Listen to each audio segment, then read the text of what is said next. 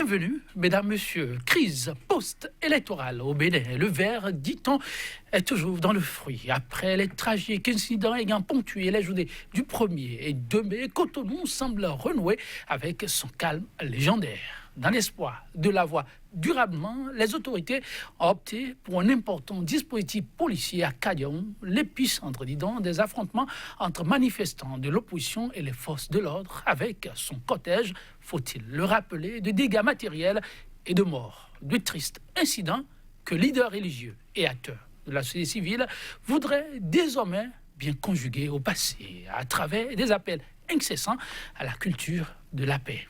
Dans la foulée, la proclamation des résultats des législatives par la Cour constitutionnelle donnant patte blanche au scrutin est vécue comme de l'eau versée sur le dos du canard. La vie suit son cours normal. Pour autant, mesdames, messieurs, la crise est-elle du passé ou toujours d'actualité, telle une paix béante? Des éléments d'appréciation avec deux invités. Déjà, sur ce plateau, et ce sera au travers du terme validation du scrutin du 28 avril par la Cour constitutionnelle. Quel impact pour la résolution de la crise politique? À ma gauche, sur ce plateau, Raoul Glessoubé, juriste, il est l'auteur de l'ouvrage Bénin, démocratie à rude épreuve, qui depuis peu fait beaucoup parler de lui. Raoul Glessoubé a bien accepté nous accompagner durant cet instant que d'aucuns appellent de vérité sur des faits marquant l'actualité, juste une contribution pour apporter le grain de sel qui manquerait peut-être au débat public. Raoul Glessoubé, bonjour. Bonjour, cher ami Joël. Et merci de répondre à notre invitation. C'est moi. En face de lui, on ne le présente plus, Vincent Folly, éditorialiste, il est le directeur de publication du Très en Vue, toujours en attente du retour dans les kiosques, la Nouvelle Tribune. Vincent Folly, bonjour. Bonjour Joël. Et merci d'être à nos côtés ce matin. Moi, je vous remercie toujours de me donner l'occasion de me montrer aux téléspectateurs. C'est grâce à vous que des gens m'interpellent dans la rue et pour me dire on vous a suivi. Même au-delà de ça, je suis toujours content d'être ici. Sachez-le, le plaisir est toujours immense, car le Bénin a besoin de tous ses fils pour mieux se porter. Et les premières élections, mesdames, messieurs, à l'ère du régime Talon, est-il encore besoin de le rappeler? Elles ont été faites dans un contexte très difficile, marqué par des violences pré- et post-électorales. Des morts, on en compte désormais, des gouttes de sang. Et désormais, la prière est qu'on n'en arrive pas à des bains de sang ou à un bain de sang. L'appel d'hier résonne encore présent, l'appel de Monseigneur Isidore de Souza. Que faire afin que le bain de sang n'emporte pas les Béninois dans son flot? C'est la grosse interrogation qui taraude désormais les esprits. On coupe la poire en deux, ou on oublie tout ce qui s'est passé pour là où on en est aujourd'hui. Chers invités, ensemble, nous allons essayer d'apprécier la situation. Les regards étaient tournés vers la Cour constitutionnelle. Vincent Folly, elle a fini par donner les résultats. Et vous, la suite, vous la connaissez. Les 83 députés, les noms sont désormais connus, en attendant peut-être une autre situation qui, pour d'aucuns, n'arrivera pas. Les résultats sont ceux qu'ils sont. Oui, c'était des résultats déjà prévus et annoncés, écrits par certains journaux de la place.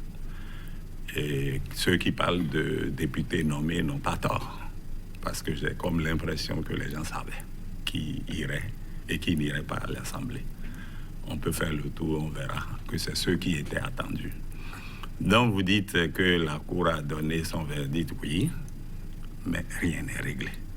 Nous sommes toujours dans la même situation qu'avant le début des élections, c'est-à-dire au 6 mars, lorsque le chef de l'État, de mon point de vue, lorsque le chef de l'État a constaté que nous étions devant une impasse et qu'il a confié au président de l'Assemblée cette mission bizarre d'aller à l'Assemblée faire ce qu'ils n'ont pas pu faire. Et qu'à la fin, on a conclu que tout était déjà foutu et qu'on irait aux élections.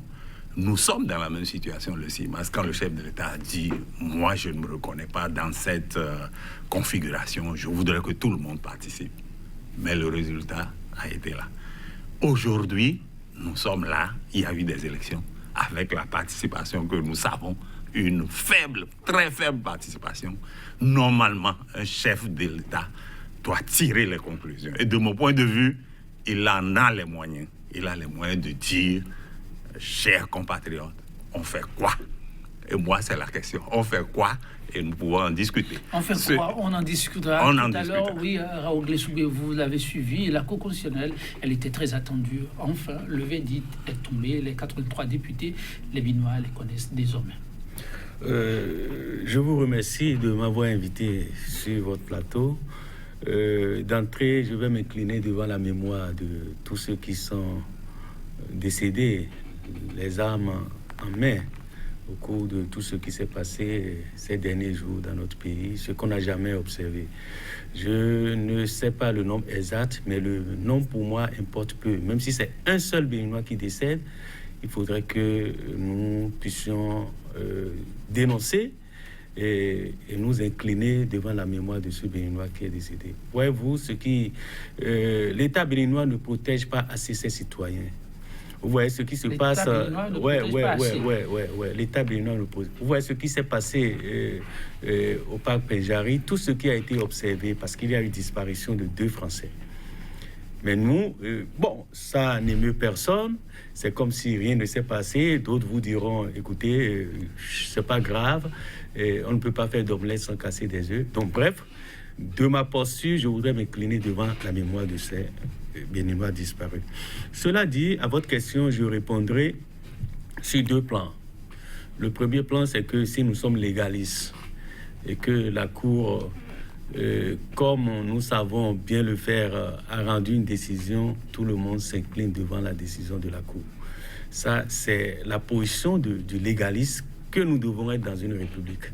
Mais lorsqu'on se réfère au passé de cette Cour, lorsqu'on se réfère au comportement de cette Cour, et pas celle qui est là, toutes les cours d'ailleurs, que nous avons observées depuis 90, la Cour qui a proclamé les résultats en 96, qui a proclamé les résultats qui ont fait perdre l'élection présidentielle au président Soglo, la Cour qui a organisé le match amical, qui a entériné le match amical de 2001, lorsqu'on se réfère à la Cour qui a proclamé le chaos de 2011, je crois que nous devons interpeller cette Cour. Il est temps que les Béninois interpellent cette Cour sur ce qu'ils font. Parce qu'au demeurant, il ne vous aura pas échappé que cette Cour est celle qui a actionné la crise à travers le certificat de conformité qui n'est pas prévu par le législateur, ni dans la charte, ni dans le code électoral.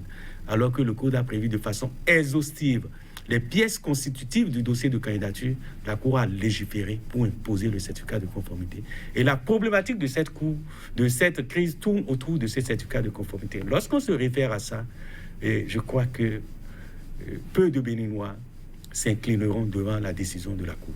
Voilà. Peu de Béninois s'inclineront devant les décisions de la Cour. Propos du juriste.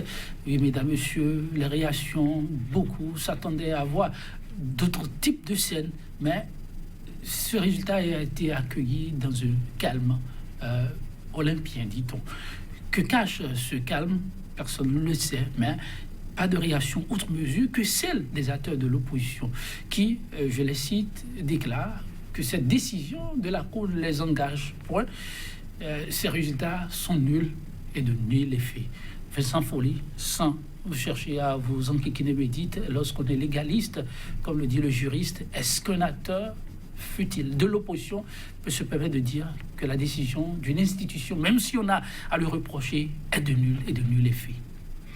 Bon, écoutez, il avait commencé par dire que lui, il est légaliste et j'avais peur, mais il est venu à une conclusion qui est différente de ce que j'attendais lorsqu'il parlait de légalité. Donc, je pensais que mon interlocuteur allait conclure que la décision de la Cour s'imposait à tout le monde. Il a fait un long développement pour rappeler les décisions passées. Mais avant de dire ça, avant de revenir sur cet aspect, il a évoqué les morts que nous avons connues après ce qu'on a appelé cette crise, ce que nous appelons crise post-électorale. Ces morts-là étaient inutiles. Moi, j'étais à Kajeun le premier jour. Qu'est-ce qui s'est passé? On a dit qu'on a encerclé la maison de l'ex-président Boniaï. Bon, je me suis déporté là. Et qu'est-ce que j'ai vu? j'ai vu ce que tout le monde a vu, à savoir une foule amassée devant, c'est-à-dire de part et d'autre de la rue. Et je me suis approché et j'ai vu que les gens protestaient contre l'encerclement par les forces de police. C'est tout ce qu'il y avait. Mais dans une foule, il y a tout. Mais heureusement que tout ce qui arrive là arrive en ce moment. C'est-à-dire quoi? En ce moment, en France, il y a ce qu'on appelle la crise des gilets jaunes. Nous avons vu lorsque cette crise a éclaté. Et puis on a vu comment ces gilets jaunes ont été infiltrés par ce qu'on appelle les boubous noirs ou les cuirs noirs, ceux qui s'habillaient de noir, cagoulés, et qui infiltraient pour venir casser. Dans toute manifestation, il y a donc toujours des possibilités de casse. Donc, un gouvernement doit savoir qu'une manifestation qui n'était pas prévue, c'est-à-dire des gens se sont amassés là, moi aussi, j'aurais pu, s'ils avaient tiré ce jour-là, recevoir une balle perdue. Mais on ne peut pas tirer à balles réelles sur des gens qui ne faisaient rien. Ils étaient là, simplement spectateurs. Mais les quelques morts qu'il y a eu, cette dame qui vendait du moyo, d'après ce qu'on nous a dit, et puis c'est le émigrant qui passait, qui a reçu une balle en plein dos. Tous ces gens-là étaient innocents, ce n'étaient pas des manifestants armés. C'est dans la nuit de ce jour-là, la nuit du 2, je crois, qu'il y a eu ce qu'on a vu, des incendies. C'est tout, du 1er au 2. Mais c'était possible. Éviter cela, vous voulez dire? On ne pouvait pas éviter ça. Parce que cette troupe-là, ces manifestants soient infiltrés par des casseurs, la police devait prévoir ça et prendre des dispositions. Les gens sont frustrés dans le pays. Comment vous pouvez frapper quelqu'un, comme on dit chez nous, et lui interdire de pleurer? C'est-à-dire, des gens ont été exclus des élections. Et vous ne voulez pas qu'ils manifestent. Ils manifestent leur mécontentement, c'est tout à fait normal.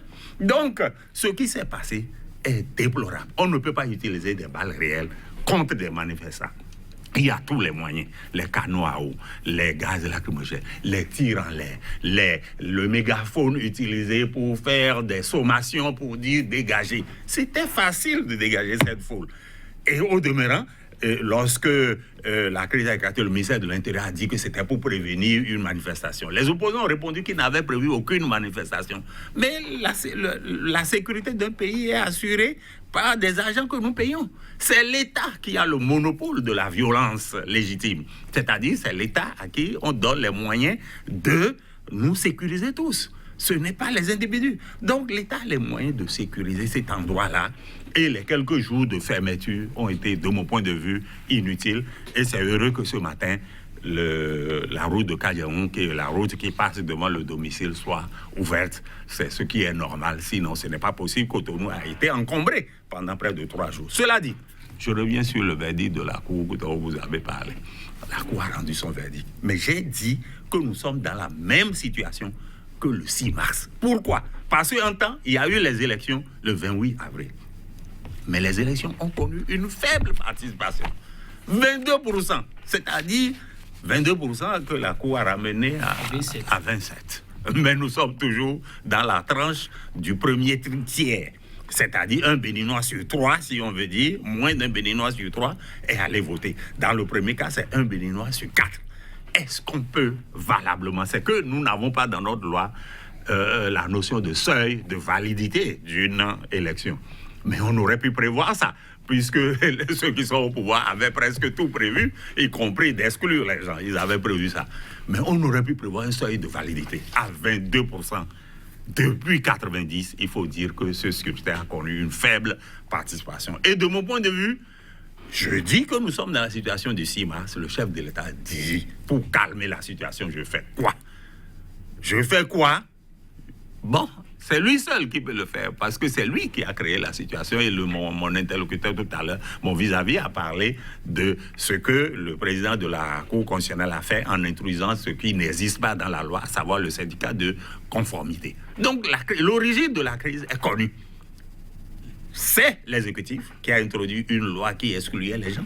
C'est le président de la Cour constitutionnelle qui a introduit une pièce qui n'existait pas dans le dossier. Tenant compte de tout ça et de la faiblesse de la participation, le chef de l'État doit tirer toutes les conclusions et dire, dans l'esprit de la conférence nationale, nous arrêtons tout. S'il le faisait, vraiment ce serait utile. Sinon, si les acteurs politiques, les acteurs qu'on appelle médiateurs, les religieux, qui disent, bon, la paix, s'ils interviennent, qu'ils aient le courage de dire que les choses ne peuvent pas se poursuivre ainsi. Parce que un médiateur, ce n'est pas celui qui vient dire « je suis neutre ». L'arbitre sur un terrain n'est pas un neutre. L'arbitre, il est neutre dans le sens où il siffle aussi bien les fautes de l'un et les fautes de l'autre. Il n'est pas neutre dans le sens de dire « ah non, je regarde les fautes mineures et les fautes majeures ». On y revient, la question de la médiation dans cette... La médiation, oui. Sans folie, oui. Les acteurs politiques, citoyens lambda, tous croient savoir que le chef, plus que jamais, le chef de l'État, bien entendu, doit pouvoir prendre les devants et puis prendre une décision. Une décision pour espérer faire revenir, au vrai sens du terme, la calmie. Nous allons, avec votre permission et la complicité de la régie, chers invités, suivre l'ancien président Nicéphore Dieudonné Soglo, qui est allé une seconde fois rendre visite à son prédécesseur ou successeur, on peut dire, oui, successeur, Thomas Boniaï, toujours à sa résidence, et on revient par rapport à ce qu'il considère comme préalable pour sortir de la crise. La régie. Je reviens pour la seconde fois ici. Et je constate qu'il y a encore des barrages, on a tiré partout. Il y a eu des morts, des blessés. Mais au fond, la démocratie on a le sentiment que le peuple noir, qui a connu 4 siècles de déportation, qui a subi, on peut dire, des agressions de l'Europe et du Moyen-Orient, on a décidé à nouveau de l'agresser de cette manière-là. Alors, moi je pense qu'il faut que le gouvernement enlève, au fond, tous les signes visibles de la répression, de la mort. Nous voulons circuler normalement, nous avons gagné et personne ne peut nous terroriser. Ça, c'est le premier constat, ça. On ne peut pas parler de discussion, de négociation, si vraiment on ne reconnaît pas la réalité. Des élections sans opposition, ça n'a pas de sens. Et notre peuple a répondu magnifiquement. On n'a pas suivi l'exemple algérien ni l'exemple soudanais. Les gens sont restés chez eux. Le constat est mondial. On doit tirer des conséquences de ça. Où nous retournons, parce que tout le monde est passé. Les Nations Unies, que ce soit le Nigeria, que ce soit tout le monde est venu. Et moi-même, je suis allé rencontrer le chef de l'État. Il n'a pas tenu ses engagements. Et le peuple a sanctionné clairement. Maintenant, il n'y a que 2 solutions. Ailleurs, ou alors vous acceptez vraiment de dire « errare humanum », on s'est trompé, on revient et tout le monde a... Bon. Ou alors vous démissionnez. Parce que quand le général de Gaulle n'a pas eu raison, il est resté à Colombey. Ah oui, ce sont là ce que le président Nicéphore Dieudonné Soglo, parlant au nom des leaders de l'opposition, croit savoir comme préalable pour espérer vraiment sortir de la crise. Raoul Glessoubé, votre réaction? Bon, je crois que le président Soglo, dans son adresse, a posé quand même des hypothèses. Des hypothèses et effectivement, lorsque on a observé ce qu'on a observé au cours de ces élections, on peut se dire que le président de la République a le devoir de se poser des questions par rapport au taux de participation à cette élection, parce qu'il se pose une question de légitimité. Voyez-vous, quelle est la légitimité de 27% par rapport à 60 et quelques pourcents qui ont manifesté leur désaveu par rapport à cette élection-là. Alors, est-ce qu'il faut écouter la voix des 77% ou est-ce qu'il faut continuer de dire que c'est les 20 et quelques pourcents qui ont raison? C'est en ces termes que le problème se pose. C'est en ces termes que mais le problème se pose. Le président Soglo, vous allez continuer, mais il dit en même temps, on a gagné. Le président Soglo estime que tout ce grand nombre n'ayant pas pu voter constitue l'opposition. Oui, bien évidemment, parce que, écoutez, tout ce grand nombre qui n'a pas voté, naturellement, a suivi le mot d'ordre des leaders de l'opposition. On est d'accord? naturellement, ce beau monde, les Béninois qui ne sont pas allés voter ce jour-là, c'est des Béninois qui ont cru devoir respecter le mot d'ordre des leaders de l'opposition. Et c'est là-dessus qu'il conviendra de se référer à ce que le général de Gaulle avait dit en 1958, dans la crise algérienne. Oui, Je vous ai compris. Je vous ai compris. En principe, le président Talon devrait adresser au lendemain de cette élection un message à son peuple pour témoigner de la compréhension du message de ce peuple à travers les urnes. Mais ça a manqué, ce rendez-vous a manqué. Et donc, en politique, il faut savoir anticiper. Si vous ne réussissez pas à anticiper, il faut savoir rattraper les choses. Il n'est pas encore tard pour lui de rattraper. Rattraper, c'est de, peut-être, de mon point de vue, prendre une décision courageuse, qui est celle de procéder à l'annulation du suffrage. Il faut procéder à l'annulation du suffrage. Il en a les prérogatives. L'article 68 lui donne ses prérogatives lorsque le pays est dans une situation de crise, de prendre une décision courageuse et de faire asseoir la classe politique autour d'une table. On est d'accord? Pour définir un autre calendrier, au besoin en prorogeant le mandat des députés qui sont là actuellement pour organiser des élections inclusives et apaisées. Gage de la stabilité politique dans le pays. Cela étant, je ne vais pas éviter de revenir sur la crise parce que M. Folly a abordé quelques aspects de la crise qui m'intéressent du reste. Cette crise que nous avons observée au Bénin, il faut la situer dans son contexte. Le contexte, c'est quoi? On a pris des lois scélérates, on a interdit les grèves, on a interdit les manifestations, on a empêché les Béninois d'aller aux urnes, parce que comprenez, la paix dont le peuple béninois se vante, c'est une paix qui est liée à certains acquis. Lorsque le peuple béninois est fâché, le peuple, il attend tranquillement et le rendez-vous des urnes. Il manifeste son mécontentement. Mais cette fois-ci, le peuple, on a empêché le peuple d'être à ce rendez-vous-là. Et lorsque vous faites comme ça, le peuple aura quelle porte de sortie? Lorsque un tel peuple est compressé, liberté, on n'en a pas. Vous ne pouvez pas manifester. On vous empêche de manifester quand bien même vous êtes mécontent. On vous empêche de faire grève quand bien même vous êtes mécontent. On vous empêche d'aller aux urnes pour prendre la décision en dernier ressort. Alors, dans ce cas, qu'est-ce que vous allez faire? Vous allez vous manifester autrement. Et c'est ce qu'on a observé par le passé. Est-ce que l'armée est autorisée à tirer à balles réelles sur une foule de citoyens non armés? La réponse obéit à deux conditions. La réponse obéit à deux conditions. En droit, il y a l'ordre de la loi et le commandement de l'autorité légitime. C'est sûr, c'est bien évident que l'autorité légitime est commandée qu'on aille peut-être mettre fin aux manifestations. Mais est-ce que la loi permet à l'armée de tirer sur des Béninois ou des citoyens non armés? Non.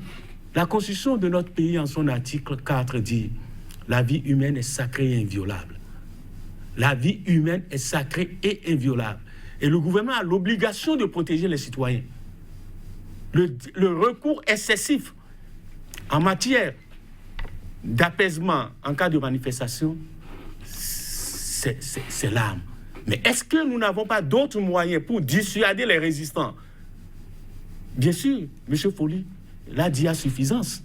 Pourquoi ne pas faire l'option de ces moyens plutôt que d'aller vers les armes, de prendre les armes pour organiser... Des brebis galeuses. Oui. L'autorité l'a dit, les responsabilités seront situées. Bon, on espère que ces responsabilités soient situées. On espère parce que le Bénin n'est pas isolé. Le Bénin n'est pas isolé du monde entier. Il y a les droits de l'homme qui sont protégés au plan universel. Le Bénin n'est pas isolé de ce système-là. Il faut que nous revenions à nous-mêmes pour nous dire ce peuple auquel nous appartenons est un peuple cher à nous tous. Ce pays, c'est-à-dire le Bénin, est cher à nous tous et nous devons tout faire pour préserver les acquis de la démocratie. Tout faire Gage pour de la paix. Préserver les acquis Gage de la démocratie, gage de la paix, oui, ça, tout le monde le dit. Vincent Folly, la situation, elle est celle-là. Vous avez suivi tout à l'heure Dicéphore Dieudonné Soglo peindre une fois encore la situation et poser ce qu'il considère comme préalable pour espérer sortir de la crise. Oui. Je vais dire un mot sur ce que M. Glissoué a dit tout à l'heure. Je crois qu'il a raison d'insister sur le rôle de la force publique qui est de protéger les gens. Et je l'avais dit aussi avant lui qu'il fallait que les forces publiques utilisent d'autres moyens. Et il y en avait. J'ai dit un simple mégaphone demandant aux gens, dispersez-vous. Avant de lancer des canons à eau, ils en ont. La police a ça. Le rôle de l'armée, c'est la protection de l'État, du pays, la sécurité du pays. Mais ce n'est pas son rôle de sécuriser la ville. C'est la police qui joue ce rôle. Elle a les moyens de faire ça. Cette police qui contient les forces de la gendarmerie, l'ancienne gendarmerie et les forces de l'ancienne police. Cela dit, il a raison de dire ça. Mais ne tournons pas autour de choses. Je crois que lui et moi, on est d'accord sur l'essentiel. Il a dit, avant d'aborder ce sujet, il a parlé de la solution. Que le chef... Et il a donné l'exemple des exemples historiques du général de Gaulle qui a dit à la fin de la crise, au début de la crise algérienne, « Je vous ai compris ». Cette phrase est passée dans l'histoire. En 1969, le général aussi a commandé un référendum. Et il a dit « Moi, je partirai ». Et effectivement, lorsqu'il a vu qu'il était désavoué, le général de Gaulle est parti. Lorsque nous sommes dans une situation où nous sommes désavoués, par la plus grande partie du peuple. Et c'est là où je reviens sur l'intervention du président Soglo. Il a posé 2 préalables. Il dit de dégager la voie de Kadjaoun pour faciliter la libre circulation des personnes et des biens. Le gouvernement a déjà satisfait à ça parce que ce matin, on a ouvert la voie. C'était insensé de continuer à faire autre chose avec les camions, les chars qui barraient la voie lorsque vous venez de l'échangeur de Godomain. Vous voulez accéder aussi par le Bon Pasteur, l'église Bon Pasteur. Je me suis demandé comment les messes ont pu se tenir hier, mais il paraît qu'il y a eu. Les offices religieux ont pu se tenir, c'est bien. Mais c'était dans une atmosphère qui n'était pas bonne. Donc, la circulation, la libre circulation des personnes, c'est tout à fait normal. Le président a exigé ça. Deuxième exigence, il dit de revenir aux acquis de la conférence nationale qui n'ont pas prévu d'exclusion. Je crois que ce qu'il voulait dire clairement, c'est ce que je tentais de dire, que nous avons connu le 6 mars. Tout le monde a oublié le 6 mars. Mais avant ça, il y a eu le 25 février où le chef de l'État a eu une discussion orageuse avec les chefs de parti. Il leur a dit, vous avez manqué à votre devoir. Vous vous souvenez de cette rencontre avec les députés? On saura l'oublier. Puis le 6 mars, on a vu un autre chef d'État, complètement transfiguré, disions-nous, et qui dit, nous avons abouti à une impasse parce qu'il y a une incohérence dans les dates. On dit d'être à jour le 26 février pour déposer les dossiers de candidature, mais on dit que les anciens partis ont jusqu'au 17 mars pour se conformer. Il y avait une incohérence. Il fallait assumer ça. Il y a des gens, donc il y a des gens qui n'ont pas joué leur rôle, à savoir l'Assemblée qui a voté la loi, l'exécutif qui n'a pas bien observé et ceux qui ont été chargés d'avaliser, à savoir la Cour constitutionnelle. Donc nous avons tous fauté, semblait-il dire. Donc il devait revenir à de meilleurs sentiments. Mais il a commis le président de l'Assemblée d'aller à une mission impossible. Pour que cette mission puisse réussir, il aurait fallu dire à sa majorité, écoutez, votez-moi des lois dérogatoires pour que nous puissions aller aux élections inclusives. Il ne l'a pas fait. Nos amis députés de la majorité ont fait du dilatoire. On les a vus, hein? Mais ils ont accusé les autres d'avoir fait du dilatoire. Nous, on est des observateurs, on regarde. Mais aujourd'hui, j'ai dit que nous sommes dans la même situation que le 6 mars. Parce que c'est encore devant une impasse. Il y a eu l'élection qui n'a abouti à rien. On a eu une faible participation. C'est du jamais vu dans notre pays. Tout le monde en convient. Donc le chef d'État dit, je vous ai compris. J'arrête tout. le juriste a dit tantôt qu'on peut utiliser l'article 68. Moi, je suis de ceux qui refusent au chef de l'État d'utiliser cet article. Parce que c'est un article, à l'époque, le professeur Mokotan disait que c'est comme un marteau-piqueur qu'on prend pour tuer une mouche. C'est un article très puissant. Et généralement, on l'utilisait pour avaliser les budgets parce que le chef de l'État était bloqué. Non, on doit l'utiliser dans les cas extrêmes. Et ce cas n'est pas extrême. La situation actuelle, c'est une crise politique créée de toutes pièces par l'exécutif qui a décidé d'exclure des gens, d'exclure des partis, ce qui ne s'est jamais vu. Alors, donc, le chef de l'État prend acte de ce qui s'est passé, de cette petite minorité qui a voté pour cette assemblée qui, de mon point de vue, est illégitime. Comment une seule personne vote une assemblée et qui va représenter nous tous? Donc le chef de l'État a le choix. De mon point de vue, c'est un choix difficile, mais il a ce choix de dire, comme le général de Gaulle, je vous ai compris. Je vous ai compris. On fait table rase de tout et on revient à la situation intérieure et la situation va se calmer. Parce que les exclusions, les crises post-électorales dans les autres pays, en Côte d'Ivoire, pour ne pas citer ce pays, c'est né de l'exclusion d'une catégorie d'Ivoiriens. Aujourd'hui, c'est toute une catégorie de la classe politique qu'on a exclue. Des gens qui étaient depuis longtemps préparés à l'Assemblée. Et on nous amène des gens que nous connaissons là. Cette Assemblée n'est pas représentative. Le chef de l'État doit tirer leçon de tout ça pour te dire et dire, on recommence à zéro. On a perdu du temps. On fait ce qu'on peut faire juridiquement. Moi, je ne suis pas juriste. Les juristes vont s'asseoir pour voir comment il faut faire. Sinon, s'ils persistent dans cette voie, nous allons dans l'impasse encore. Encore l'impasse évitable. Vincent Folly doit savoir qu'on peut se passer de l'article 68. De mon point de vue. Toutes mes excuses, une réponse politique pourrait être la porte de sortie. Oui, je crois que avant d'aborder cette préoccupation, je crois que ceux qui sont autour du chef de l'État, ils ont un rôle essentiel à jouer dans cette crise. Il ne s'agira pas pour eux de demander au leader ou au président de la République de foncer, rien ne se passera. Des choses se passent déjà. Il y a eu plusieurs morts déjà. Donc c'est eux qui doivent jouer à l'apaisement, c'est eux qui doivent conseiller le chef dans le bon sens. Non pas en tenant compte de leurs intérêts personnels, parce que ce combat n'est pas le combat du président de la République. Son combat à lui, c'est 2021. Ce combat, c'est pour des gens qui, sans aucun doute, n'ont aucune popularité, mais qui savent que leur porte de sortie, c'est d'empêcher l'opposition d'aller aux élections. Parce que quand l'opposition participera à cette élection, c'est sûr qu'il y aurait beaucoup de gens qui ne vont pas retrouver le siège au Parlement. Donc ils ont dû forcer le chef de l'État à aller dans ce sens. Et il est allé.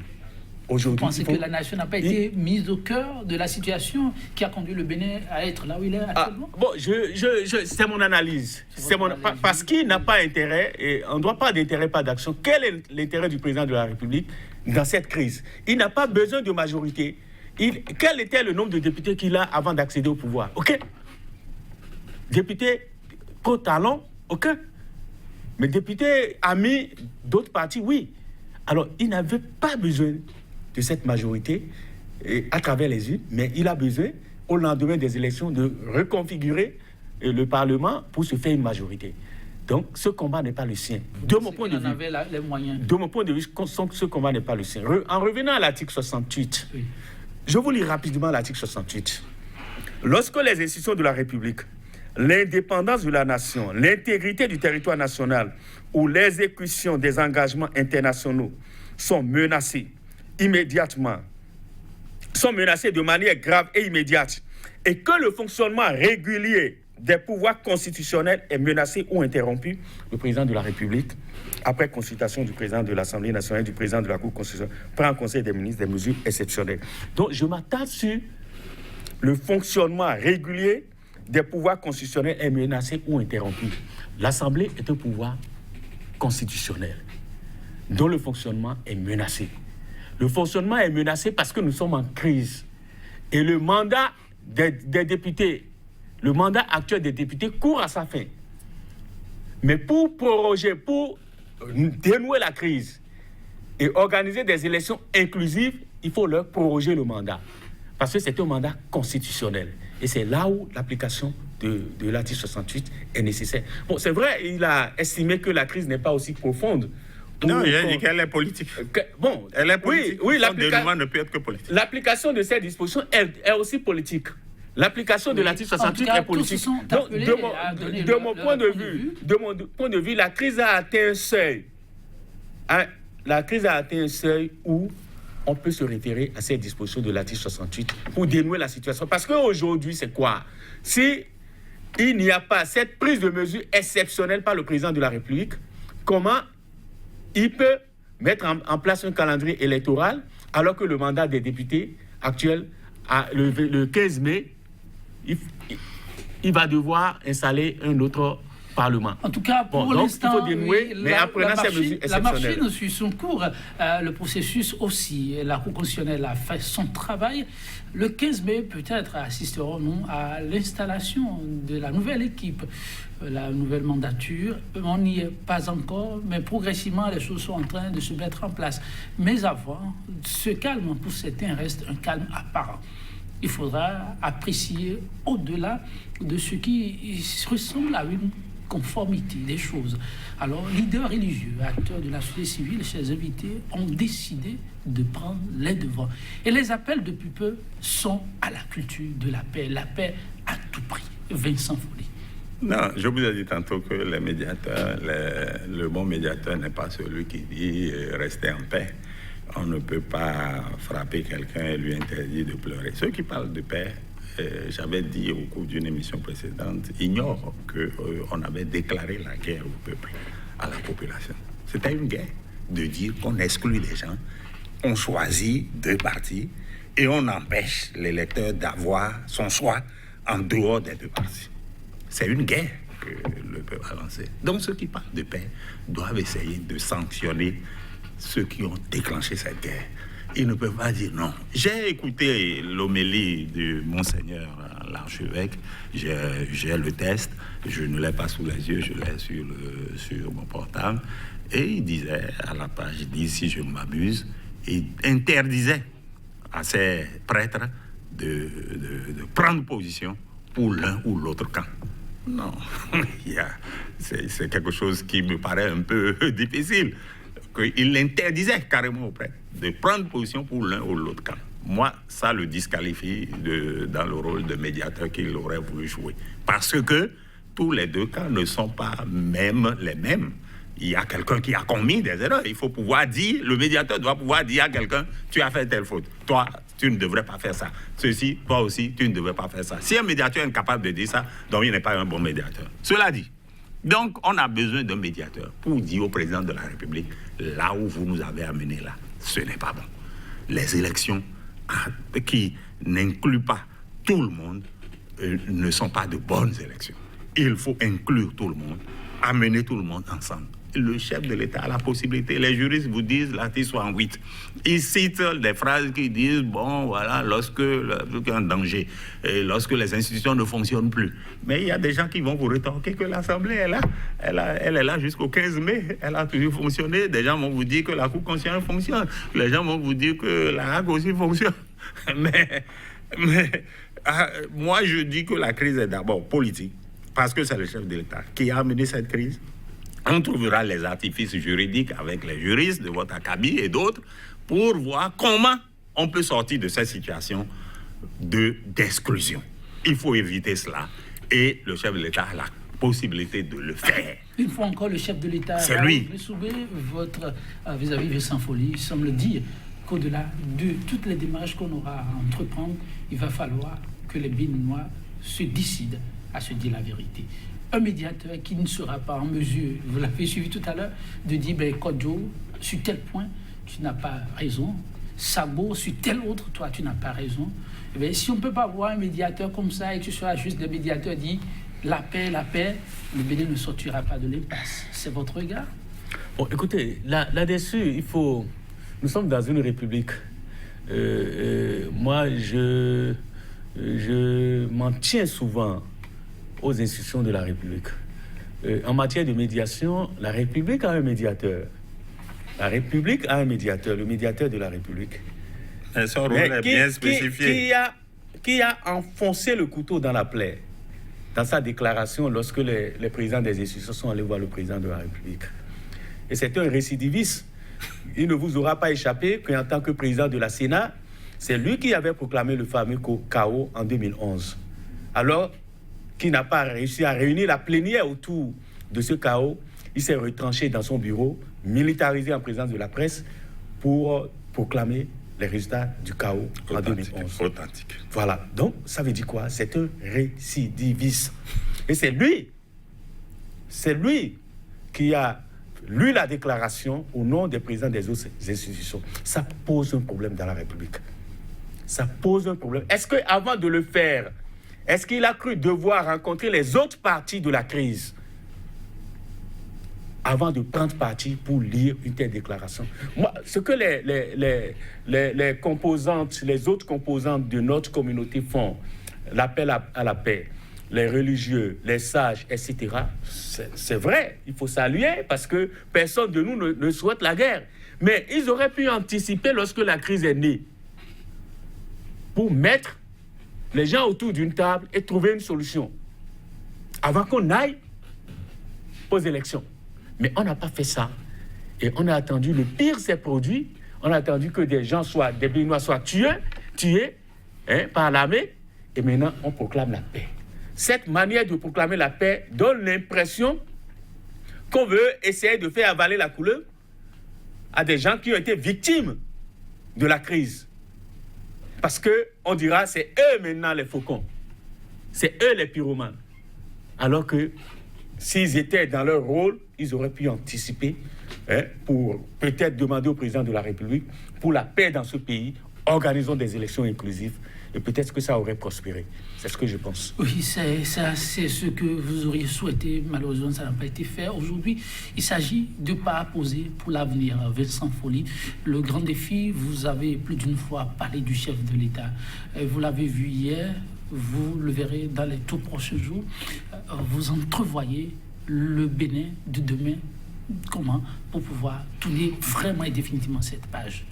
Oui, avant de venir à votre question, je réponds sur un élément que j'avais oublié, qu'il avait soulevé, c'est l'entourage du chef de l'État.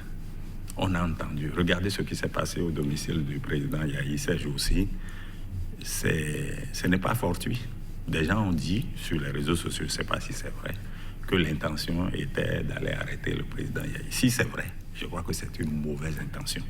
Mais il y a des gens, des collaborateurs du chef de l'État qui sont allés dire, j'ai entendu un certain, je ne veux pas nommer son nom, oui. Je ne veux pas le nommer, qui a dit il faut interpeller le président Yahi parce que c'est lui le commanditaire. Et un autre député aussi allait dans le même sens sur les réseaux sociaux. C'est irresponsable de leur part. Parce que le président Yahi, lui seul, représente presque toute une région de notre pays, ou des régions de notre pays. En voulant l'arrêter, on risque de provoquer d'autres situations. C'est extrêmement grave de tenir de tels langages. Et je crois que c'est ça qui a conduit à la situation de blocage de la route. Et si jamais ça avait traversé la tête du chef de l'État, c'est très grave. Donc, pour revenir à votre question, je dirais simplement que le comportement que le chef de l'État a depuis 3 ans ne nous incite pas à penser qu'il pouvait aller dans le sens de ce que mon interlocuteur et moi, M. Glessoubé et moi, nous avons proposé, à savoir un retour à une situation, à la situation, au statu quo ante, c'est-à-dire la situation que nous avons connue avant les événements. Il serait difficile pour le chef de l'État, mais il doit faire un effort sur lui-même, parce que le chef de l'État aime le passage en force. Il aime montrer que, de tous les présidents que nous avons connus, c'est lui qui a forcé les choses. Notre Constitution a fait de notre République un pays, c'est-à-dire un président qui n'a pas besoin de majorité. Le président est déjà très fort. Le Parlement, s'il envoie des lois normales, des lois qui sont conformes à l'esprit du peuple, le Parlement doit voter toutes les lois. Il n'a pas besoin d'avoir la majorité. Il a expliqué tantôt que lorsqu'il est venu au pouvoir, il n'avait pas cette majorité. Notre Constitution a prévu que le Parlement vote les lois. Le chef de l'État assume. Et le président de la République, dans le cadre de notre Constitution, est déjà très fort. Donc, cette constitution, il n'a pas besoin de majorité, sauf à vouloir contrôler le reste des institutions, comme on l'a vu du temps du président Yahi. Lorsqu'il a eu à contrôler la majorité, il a eu à contrôler toutes les autres institutions. C'est déjà du temps de Yahi qui avait le contrôle et ce conclave-là qui se tenait des chefs d'institutions que nous, on avait critiqué en disant que ce n'est pas légal.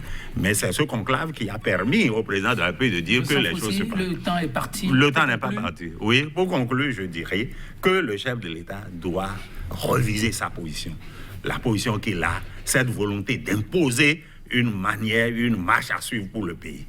On ne peut pas faire le bonheur de quelqu'un contre son gré. Merci à vous, Raoul Glessoubert. Non, mes mots de fin, c'est de vous remercier pour m'avoir invité à cette émission. Et mon appel est de demander au président de la République qu'il a la clé du dénouement de cette crise dans ses mains. Il lui revient de l'actionner, cette clé-là, pour que les Béninois se retrouvent autour d'une table et se parler pour conjuguer cette crise au passé et avancer. Merci à vous pour la disponibilité. Merci également à vous, Vincent Folly, chers téléspectateurs.